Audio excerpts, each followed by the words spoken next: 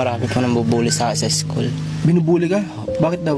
Mahirap po ako. Ang binalutan ko po yung ng saging, dahon. Ulam ko ituyo.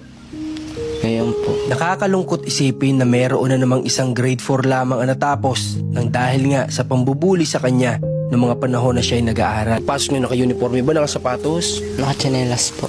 Pero sila, Sapatos po. dahil nga sa hindi nakapag-aral ay sari-sari ng trabaho sa murang edad ang pinasok. Sinubukang mag-asawa, kaya nga lang ay mayroong malaking problema. Tinakwil na rin po ng kapatid niya yun eh.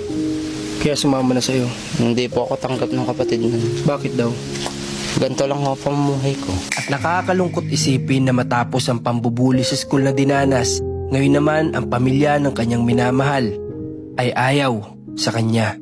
Tubig asin po, naranasan po. Naranasan din po namin hindi kumain ng isang araw.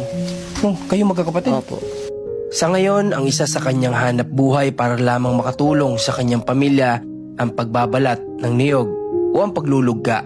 At isa na rin dito, yung kanyang pamimitas ng puso ng saging na kanya naman itong ibinibenta. At sira-sirang yero at mga sako ang nagsisilbi nilang dingding dito sa kanilang tahanan. Malamig po. Libre na ang aircon at butas-butas na. Kaya ngayong araw ay samahan nyo kami na alamin natin sabay-sabay ang kwento ng buhay ni Mark. Kung gusto mong mapanood ang full video ng kwento ng buhay ni Mark, i-click mo na yung link nasa comment section. Antayin kita sa YouTube channel natin. Panoorin mo na.